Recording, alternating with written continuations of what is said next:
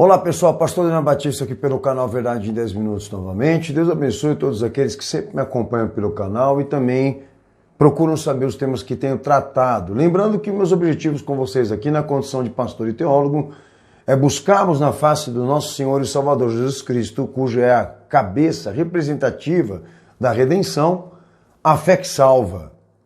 E procurando apresentar a Ele, como Ele nos pediu, uma igreja aprovada para o advento da sua glória quando Ele vier arrebatar a sua igreja.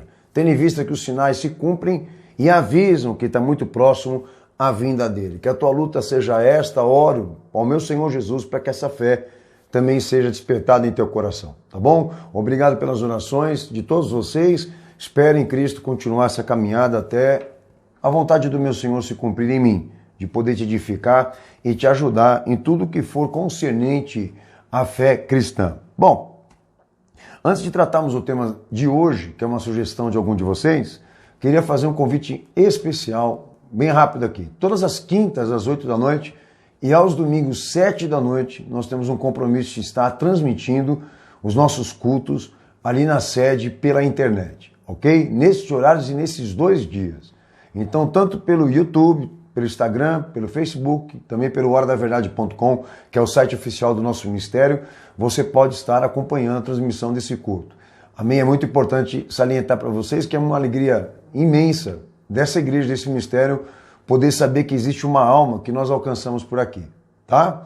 E pode também fazer uma visita ali na sede, na Avenida do Guacá, 1067, Mandaqui, Zona Norte, que a alegria também vai ser a mesma, tá bom? É um convite especial de toda essa igreja, de todos os teus irmãos de fé que congregam aqui, tá bom? Bom, o tema hoje é Bibliologia.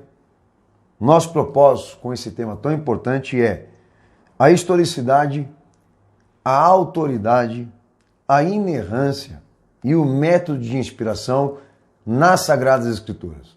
Tá? Um tema muito importante que eu sei que nós vamos aqui dar abertura para um monte de debate aí, mas tudo bem. Nossos objetivos também dentro do que vai ser tratado e exposto hoje com fatos, e quero que não soe aqui como arbitrariedade nada do que eu vou dizer, mas razões e fatos que podem nos levar à certeza disso.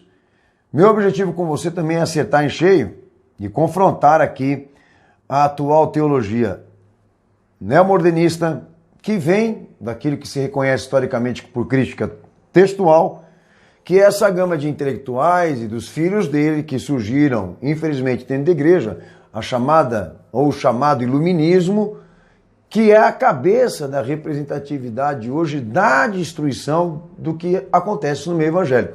Melhor dizendo, né, a cabeça da representatividade da nova educação religiosa que nós estamos sendo obrigados a sermos submetidos. Pastor Daniel, o que o senhor tem para falar sobre isso daí? Homens que consideram ter uma chave de conhecimento superior ou mais convincente daquilo que está escrito. É destes aí ou estes aí que eu relaciono na lista do que eu vou falar aqui, tá? Porque a crítica moderna, uma crítica textual, ela é uma corrente muito forte de pensamento filosófico, de pensamento religioso, que faz frente, né, à teologia bíblica. Frente no sentido de que eles se dedicam extremamente e se aplicam em todos os esforços para tirar da igreja essa noção de que existe uma verdade absoluta para seguir. Eles querem abrir, né, um precedente dentro da igreja, baseado no relativismo, baseado nessa perca de referência, para eles poderem injetar o que eles pensam, o que eles acham. Então, ó, eu vou colocar aqui para vocês uma referência muito forte dentro da crítica moderna, ou do pensamento iluminista, que é Karl Barth. Ele é tido pelos intelectuais como uma espécie de guru ou de profeta. E este homem, como muitos que o seguem e renomados que você conhece, define a Bíblia Sagrada como uma ideologia, em tudo que se narra ali, tá? Como uma versão religiosa puramente ideológica. Eu vou falar algumas coisas que esse homem cita no livro dele, e eu quero que você preste muita atenção. Ele define que a Bíblia, de capa a capa, são palavras humanas e falíveis. A infalibilidade da Bíblia, diz ele aqui, que é uma fantasia só aceita por crentes ignorantes. Nem mesmo as palavras de Cristo, relatadas no Evangelho, podem ser consideradas infalíveis. São palavras cruéis e afastadas completamente da verdade de Deus. Ele define isso no livro Fundamentos Dogmáticos, volume 1 e volume 2, páginas 558/588, tá? De uma página a outra, vocês vão encontrar alguma coisa ali referente ao pensamento dele, do que eu estou tratando aqui. E para completar, ele define que quanto à inspiração, a Bíblia só pode ser aceita como a palavra de Deus quando for pregada pela igreja. Ou seja, ele entende que a Bíblia só pode ser usada como revelação divina quando a igreja for a intérprete, quando ela dizer à igreja o que é certo e o que é correto, porque não há uma autoridade estabelecida.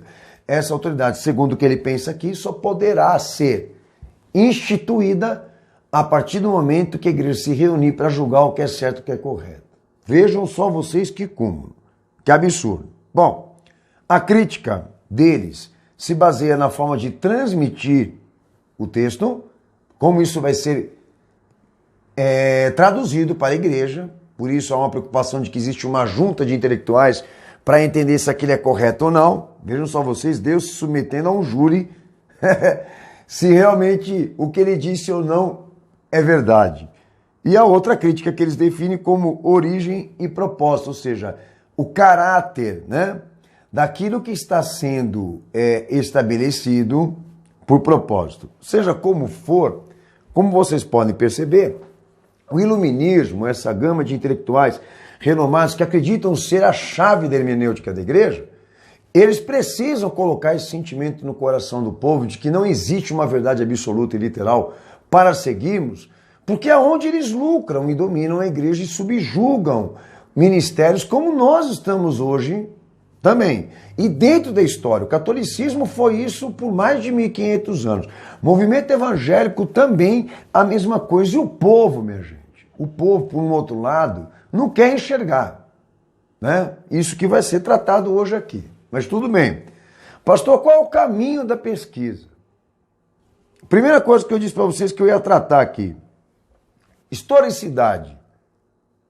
Uma coisa importante para ser dita hoje aqui. Bom, há uma hipótese de ideologia, segundo eles aqui, de que tudo aquilo que tenha sido atribuído ali nas escrituras sagradas seja mera ficção. Grande parte verdade, grande parte mentira. Ou criada ideologicamente. Falam principalmente isso do Evangelho, quando levantam o pressuposto de um livro e que todo mundo tenha copiado algumas coisas lá e feito um testemunho falso sobre acontecimentos que não existiram, relacionados a Jesus, etc, etc. Eu acredito que vocês já sabem do que eu estou falando. Então, qualquer coisa que eu diga em relação aos autores, à data, a lugar, etc, etc, pode ser irrelevante aqui para vocês, ok? Então, uma coisa muito importante que eu queria deixar claro para vocês. Independentemente se a data, o contexto, o autor desses livros não soam, né, como verdades ou não podem lhe proporcionar confiança, vai perder algum mérito daquilo que está escrito ali, porque todos eles, ressalvo, todos eles são testemunhas comprovadas do acontecimento divino. Estavam dentro do cenário do acontecimento histórico. Eu me refiro àqueles que estavam na Antiga Aliança, eu me refiro àqueles que estavam também no Novo Testamento. Independentemente desses personagens, desses homens que são autores desses livros, todos eles estavam lá quando aconteceu. Agora, aqueles que querem colocar em dúvida o que eles escreveram ou o que eles são, não estavam lá. Então, de quem que é o mérito? De quem estava lá. Não de quem está do lado de fora querendo discutir essas questões. Então é irrelevante, eles vão continuar sendo testemunhas. Eu vou dar um exemplo claro. Vou começar lá pela questão de Moisés. A narrativa de que o povo tenha passado pelo mar quando ele se abriu com um toque do cajado que Deus deu para ele. Ah, pastor, isso não entra na minha cabeça se é verdade, não. Vai tirar alguma eficácia da narrativa? Vai perder o teor de glória da narrativa? Não, porque o povo sobreviveu. O povo sobreviveu. Então não me interessa para mim se o mar se abriu ou se eles passaram com a maré baixa. Eles sobreviveram ao ataque daquela potência quando saíram de lá. Isso está registrado na história, isso é verídico, verificável, empiricamente verificável. Então não adianta ficar discutindo o mar se abriu como? Como é que esse povo passou? Se você não acredita no poder de Deus, acredite pelo menos nisso. O povo sobreviveu, então o milagre foi maior ainda se o mar abaixou a maré, como alguns racionais falam aí, porque são completamente idiotas, entendo, eles não estavam lá, eles estão querendo discutir uma coisa que eles não estavam presentes. Então, é que nem um crime, quando acontece um crime, quem que a gente chama? A testemunha. Então é isso que prevalece também na questão da historicidade. Eu vou falar de uma outra coisa aqui, Jesus foi crucificado, ou ele morreu numa estaca.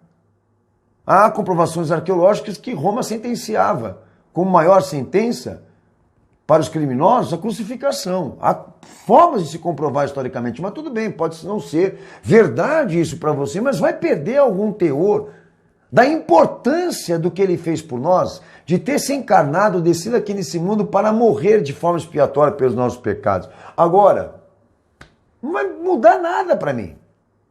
Eu continuo amando o meu Senhor, independentemente se a forma como ele foi morto, assassinado, sentenciado, mude de figura. A importância dele não muda para mim. Continuo amando ele.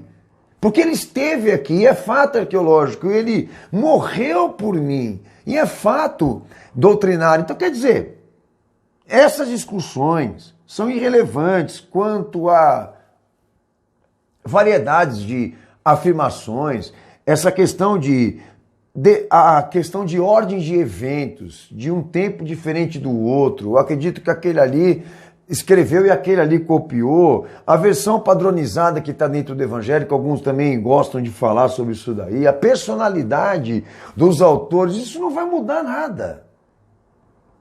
E muita coisa que eu tenho para falar aqui vai abrir sua mente. Bom, outra coisa quanto à questão da historicidade. É muita coisa que eu vou falar aqui e vai exigir um tempo de vocês. A singularidade e a superioridade desse livro em relação a qualquer biografia nesse mundo, principalmente religiosa. A narrativa histórica que este livro agrega para si, Bíblia Sagrada, abrange e compreende a história da civilização humana de início ao fim. Confrontam o nosso presente, ou seja, ela se atualiza. Se adapta às necessidades sucessivas das gerações, inclusive à corrupção. Quanto à questão de salvação, quanto à questão da visão futura, tá? Deixando para nós uma verdade que ainda está em progresso, que é uma das coisas que eu mais me maravilho na palavra de Deus. O assunto não terminou com a morte do filho dele, ainda progride para alcançar um objeto final lá na frente, que é o cumprimento daquilo que ele pregou a nível de visão futura e a glorificação dele, visão progressiva, escatologia. Isso que eu estou falando aqui para vocês é um fato. Hebreus 11, 3, 2 Pedro 3, anunciadas por Cristo, do início ao fim, princípio, meio e fim, aquele que era, aquele que é, aquele que sempre será. Nenhum livro, nenhuma literatura no mundo tem uma capacidade de narrar ou fazer compreender a história da civilização humana com a Bíblia Sagrada. Nenhum livro. Vou falar de religião para você. Depois do 2º século, começam a surgir escritos do nada, que a gente sabe muito bem quem formulou tudo isso daí, porque grande parte desses escritos apócrifos, quem construiu e criou foi o catolicismo, tá? Inclusive surge a especulação de que tenha também criado o islamismo, porque se você for investigar, vocês vão se deparar lá com o islamismo. Maomé, ele tem uma biografia diferente daquela que o Islã hoje acredita. Ele era muito mais gestor, sociólogo, do que um religioso pretensioso que queria levantar uma ordem religiosa do mundo para massacrar e destruir pessoas como o islamismo está fazendo hoje. Confronta muito a biografia original desse homem com aquilo que o Islã prega hoje. Então há evidências de que alguém entrou no meio aí para fazer essa bagunça. Mas sei lá, porque não é meu tema com você aqui. Mas qualquer livro religioso, qualquer coisa que você pegue de religião, que gera hoje para as pessoas esse sentimento de importância sobre Deus. A Bíblia, a palavra de Deus é superior. Porque todos os livros que você pegar de religião, todos eles se fundamentam em temas ou essências que foram extraídas dos escritos sagrados. São cópias fajutas da Bíblia. De quem que é o mérito? De quem chegou primeiro e começou a falar sobre esse assunto. Há coisas que a ciência lá atrás debatia sobre o homem, sobre a questão integral da visão humana, corpo, alma e espírito, coisas relativas à vida, ao universo, aos astros, que eles começaram a debater usando as afirmações desse livro, se utilizando dos recursos sagrados. Porque não tinham capacidade para pensar ainda sobre isso. E os escritos já proporcionavam isso. Então o que eu quero dizer aos senhores é que a singularidade e a superioridade da Bíblia é fato em qualquer literatura histórica. Não há livro no mundo que tenha essa capacidade, que agregue tanta informação e tanto poder como esse livro hoje representa. Nada pode substituir. Eu não creio na Bíblia, a Bíblia ela é um escrito humano, foi escrita por homens, então você vai substituir ela pelo quê? Pelo comedor de arroz e feijão que apareceu aí do nada, querendo falar sobre Deus com ideias inatas. Amigo, o dia que você ler as Escrituras Sagradas com compromisso de fé e investigar e estudar a essência e a profundidade daquilo que está ali, te garanto uma coisa, você vai se converter. Agora, pegar carona nessa ideia de que a Bíblia ela não seja infalível, tá bom, ela não é infalível. Quem é infalível? Karl Barth? Quem é infalível? Os intelectuais que ele gerou hoje? Que estão tudo por aí ganhando dinheiro e rios de grana por palestras, pela filosofia, ficando famosos, ficando renomados com base nisso, de serem referências na instrução religiosa do povo. Bagatela, porcaria. Esses caras não têm nada, não fizeram nada para merecer o que eles são hoje. Mas o povo dá atenção para eles por quê? Porque a Bíblia é um livro de compromisso de fé. A palavra de Deus exige compromisso de fé. E os frouxos não aguentam essa parada. Então por isso que corre para esses intelectuais, porque são frouxos que nem eles. Essa é a questão. Não dá para substituir a Bíblia Sagrada. O dia que você encontrar um livro como ela, melhor do que ela, aí você me procura e você me fala, e aí, meu filho, aí o papo é outro. Mas até o momento, a nível de história e narrativa, os escritos sagrados não podem ser considerados somente como um livro religioso de doutrina de fé. É o relato da civilização humana, de toda a história, do que aconteceu. E nada se compara a isso. Bom, outro ponto. Autoridade. Aonde está a autoridade nesse livro? Ler e aceitar não é isso. A autoridade se baseia nisso, entenda. Naquilo que Deus chegou e falou, que ele se prontificou por conta própria para falar à humanidade, independentemente do testemunho humano. A autoridade dos escritos sagrados se baseia nisso aqui, no reconhecimento de uma chave de autoridade suprema que se baseie naquilo que é mais que humano, que é superior à ordem humana. Deus se prontificando em pessoa de chegar aqui e narrar e falar para nós a sua vontade. A partir daí gera fé ou testemunho humano, baseado na contemplação. Mas a própria autoridade se baseia no oráculo falado. Jesus é a plenitude disso, ou seja, a autoridade mais do que humana, que não precisou de homem ou esforços humanos, porque ela se personificou, ela se encarnou. Deus mandou o Filho dele aqui na terra, aqui em pessoa, para pôr fim às contradições e para narrar, falar a verdade que todo homem nessa terra tem que crer e aceitar. A partir daí, a ferramenta de autoridade da igreja, a chave desse conhecimento da igreja passa a ser fundamentado na contemplação, porque ela não tem autoridade para produzir, elucidar ou criar qualquer conteúdo religioso. Porque tudo parte do princípio daquilo que Deus falou. Tudo parte do princípio daquilo que Deus falou em pessoa. Então, há dois fatores na história: criação e salvação. Na criação Deus falou, na salvação ele falou pelo Filho. E isso são coisas incontestáveis. Vocês estão perdendo tempo de ficar investigando quem era João, investigando quem era Paulo, investigando quem era Pedro. Como eu já disse, são testemunhas, já basta. O mais importante é que a vontade de Deus se personificou, a vontade de Deus se encarnou. Jesus é a plenitude da verdade, do conhecimento, de tudo aquilo que nós devemos obedecer. Ele é a superioridade. Ele é a representatividade superior da ordem humana. Ah, pastor Daniel, eu não aceito isso, então você não tem noção. Vamos lá.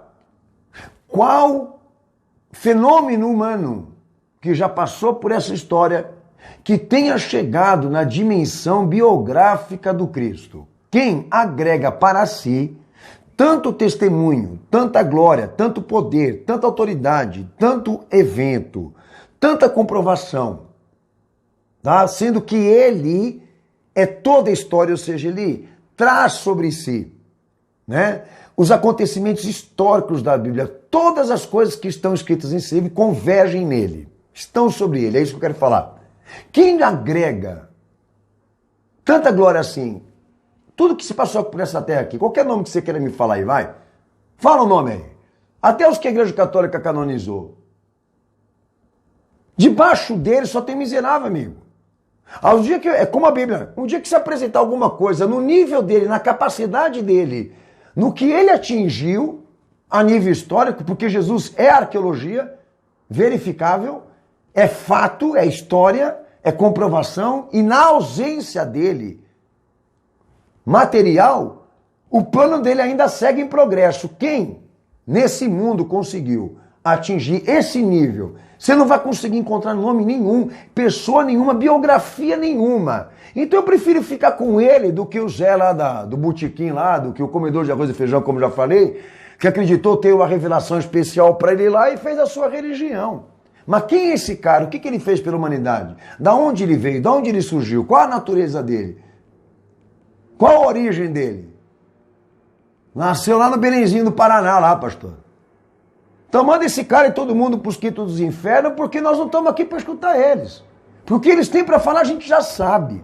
Com a nossa experiência verdadeira em Cristo, ouvir Deus falar, só há teologia, só há possibilidade de existir religião convincente se Deus revelar, se Deus falar, se ele se pontificar em pessoa, em dizer para nós como as coisas têm que ser. Está escrito na genética, está escrito no DNA de tudo que foi criado, e na salvação, pelo Filho, muito mais ainda. Há alguma coisa para se falar e para se discutir em cima disso? Não. Nada pode ser substituído. Nada pode substituir, melhor dizendo, a Bíblia ou o Filho. Ah, então, se não há nada que chegue no nível deles, a melhor coisa é a gente seguir. Certo? Outro detalhe. Mensagem. Unidade. Todos os escritos sagrados, todos eles, todos os livros comungam de uma mesma fé, falam de um mesmo Deus. Ambos testamentos se completam em visão panorâmica, de uma forma, Antigo Testamento prefigurada, do Novo, realizada. De uma forma, Antigo Testamento preparatória e do Novo Testamento cumprida. Ambos testamentos se alinham. Jesus cumpre o messianismo no Antigo Testamento e prepara a igreja para pregar isso. Todos os testamentos estão alinhados, harmonizados e não há como se separá-los. Como que a gente pode entender isso aí, pastor? Porque a cabeça representativa, a hermenêutica de todo esse alinhamento é Cristo. Ninguém entende a Bíblia sem Ele. Ele é a lei, Ele é os profetas, Ele é os escritos. Ele é o Evangelho, Ele é a igreja, Ele é os apóstolos. Ele é a coluna, a pedra, o fundamento. Aquilo que Jesus pregou se alinha àquilo que Deus ensinou a Israel. Quando Jesus veio, eu falei para vocês aqui, ele põe fim às contradições, ou seja, aquilo que foi criado pelo judaísmo, pelos hebreus, ele põe fim. Ele diz, isso aqui não presta, isso aqui foi criado pelo homem, o que prevalecia desde o princípio é isso aqui. Isso é uma das coisas mais básicas de noção. Agora, essa tendência de querer ficar dividindo o Antigo Testamento do Novo, de construir um Deus descontrolado aqui e um Deus amoroso aqui, isso daí é coisa de espírita, isso é coisa de religioso, isso é coisa de gente que não tem noção. Todos os 66 livros não podem se separar. Por que os apócrifos não são livros adequados? Porque eles não trazem essa versão.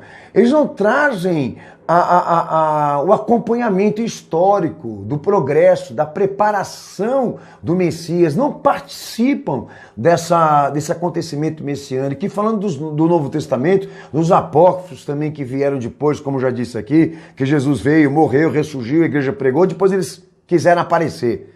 A mesma coisa, a canonicidade da Bíblia Sagrada se deve à unicidade do pensamento. Todos falando sobre o mesmo Deus, sobre uma mesma fé, sobre o mesmo valor moral e espiritual, não há discordância. E uma das coisas mais gloriosas da Bíblia Sagrada, sabe qual é? É que se tratam de pessoas que não se conheceram, que não conviveram juntas, mas falaram a mesma coisa. Eu me refiro ao Antigo Testamento. Ao Novo a gente sabe que muitos deles ali tiveram a experiência, a glória, né? O privilégio de andar com o Senhor, viver com Ele. O Antigo Testamento não. Ali você vê que são homens de tempos diferentes, mas todos eles empenhados numa mesma mecânica, no mesmo propósito, no mesmo pensamento, numa mesma forma. Não há contradições, é uma coisa impressionante a uniformidade disso que eu estou falando aqui. Então a mensagem está estabelecida. E como disse, é o oráculo falado. Todos estão associados ao mesmo Messias, ao mesmo Cristo. Todos os dois testamentos participando disso, da panorâmica, certo? O aviso, a manifestação, a apropriação e a consumação. Então são verdades que estão contidas ali. Jesus é o princípio, o meio e o fim. Ele é a lei, ele é os profetas, ele é o escrito, ele é o evangelho, ele é a igreja, ele é os apóstolos. Alguns aí tendem, aproveitando para falar isso, mas Paulo, eu discordo de Paulo, eu discordo de Pedro. Isso é uma visão pessoal de Paulo e de Pedro. Aonde isso? E outra coisa que eu quero falar para vocês aqui, daqueles que têm tendência a discordar de Paulo, discordar de João, discordar de Pedro, dizer que isso é um pensamento de João, um pensamento de Paulo. Quem são esses caras, pelo amor de Deus? Todos esses homens aqui andaram com Jesus. Eu me referindo a Paulo aqui, este homem contemplou a ressurreição de Cristo, ou seja, Jesus foi, apareceu para ele e escolheu ele a dedo para ser o substituto do traidor. Senhores, só há 12 cadeiras para os apóstolos sentar no juízo, não vai ter uma 13ª para nenhum de vocês. Eu discordo de Paulo. Quem é você para discordar de Paulo? Você não consegue nem manter a tua integridade moral. Você não consegue nem se manter limpo. Quem é você para discordar de Paulo? Para discordar de João? De pessoas que têm muito mais a agregar para si, podem não ser santos e salvar. Mas estão na estrutura da igreja que Jesus escolheu. Para mim, vocês têm inveja. Querer criar agora uma rivalidade com aqueles que Jesus escolheu e praticamente confiou a eles. A igreja é um modelo. Vocês têm problema de complexo, de inferioridade. Eu falei para vocês que eu não vou falar nome, mas tem um monte aí, dedicados a provar que Paulo errou, que João errou, que é uma cambada de safado, de sem vergonha. E desculpa a minha alteração, é por aí para pior. Inspiração. Qual é a mecânica da inspiração? A igreja tem que chegar e dizer o que é certo e o que é correto? Pelo amor de Deus, isso daí é falta de inteligência. Qual é a mecânica da inspiração que eu falei para você aqui? A autoridade. A mecânica da inspiração se baseia na ênfase da referência. Quem é a referência? A referência cai e recai sobre quem? Sobre a verdade personificada, sobre o verbo vivo, Deus descendo na terra para falar aos homens e trazendo sobre eles o resultado da expiação, o processo radical, né, da expiação, o cumprimento da lei substitutiva, expiatória, penal, Cristo se fazendo referência por nós de vida, ou abordagem de vida, de fé, de comportamento, de ministério, na medida, na largura, na estatura, na profundidade daquilo que ele é. A suprema excelência e absoluta, suprema excelência e absoluto sentido de verdade. Cristo é o pão que comemos, o pão que nos alimentamos. Cristo é a incorporação da igreja. Ou seja, ele é a mecânica da inspiração, da personalidade, do caráter, da conduta, da vida, do ministério, da pregação. Ele é tudo, a medida, a estatura e a profundidade daquilo que nós temos que ser. O resto são sombras, são rascunhos. Cristo é a realidade. Ele é a inspiração. Pergunte para você, o que Jesus faria? É o que você tem que fazer. Agora, por que a igreja está perdida? Porque a referência, ela perdeu a referência, ela perdeu o sentido disso. De quem devem seguir. A quem devem obedecer e se submeter. Então passa que eu falei as palavras ali daquele intelectual, Karl Barth, da Bíblia não ser a mecânica da inspiração, de ter palavras erradas, de ter ficção, de ter ideologia. Mas quem é ele para me seguir? Jesus morreu por mim, deu a vida por mim. Quem é ele para querer substituir isso agora? É disso que nós estamos falando aqui, senhores. Então, quando a gente entra na questão da inerrância, da Bíblia não ter erros, se trata de chegarmos a uma conclusão que existe um fator supremo. E Cristo é esse fator, o esquema é Ele. A luz que nós temos que seguir, a historicidade, a autoridade, a mensagem, a inspiração, o uso teológico da inspiração, né? É o pão que comemos. É o pão que partimos, é a carne dele, é o sangue dele. Lembra João 6? Estamos alimentados por um pão que veio do céu, a ordem superior dos homens. Uma autoridade superior à dos homens. Aquele que vem de cima é sobre todos, a igreja perdeu isso. Então a mensagem que nós estamos deixando claro para vocês aqui, né, a inerrância dessa mensagem se baseia no fato de que Deus proferiu quando encarnou o seu filho e interligou história. E é nisso que nós se baseamos agora. A palavra que ele pregou, nós pregamos. Aquilo que ouvimos deles, nós estamos falando aqui com a mesma autoridade. Porque foi ele que disse. Por isso legítimo. Por isso deve ser mantido em poder, condicionada em realidade, em visão empiricamente literal. Espiritualmente e literalmente. Porque foi dito por ele, foi falado por ele, e agora a mecânica da autoridade da igreja é compartilhar e partilhar dessas situações e desses acontecimentos que Jesus comprovou historicamente, que a igreja vem comprovando, seja na fé, seja na moral, na espiritualidade, no ministério, seja como for. E a importância central do debate teológico, do uso exegético das escrituras, se baseia num processo que resulta de verdades que estão convergidas e direcionadas a Cristo, que saem dele, procedem dele para nós. Lembra? Teologia, Deus fala e nós respondemos. Essa é a teologia que cremos. Não há teologia sem isso. sem Deus por conta própria chegar e falar. Ele na condição de narrador e autor, e nós de testemunhas. É isso. Então, o dia que vocês conseguirem construir alguma coisa acima, me apresentem. Até agora, o que são é retalhos. Querem tirar a coroa da cabeça do rei, querem tirar o cajado do pastor, querem tirar a igreja daquele que morreu por ela. Tomem cuidado com todos esses homens que têm perseguido as escrituras sagradas e pichado ela como um livro qualquer. Porque esses malditos, o inferno para eles é pouco.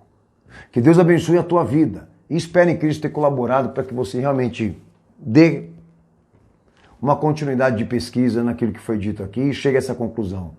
Não há nada que substitua isso. Um abraço, Deus abençoe vocês. Maranata, Jesus.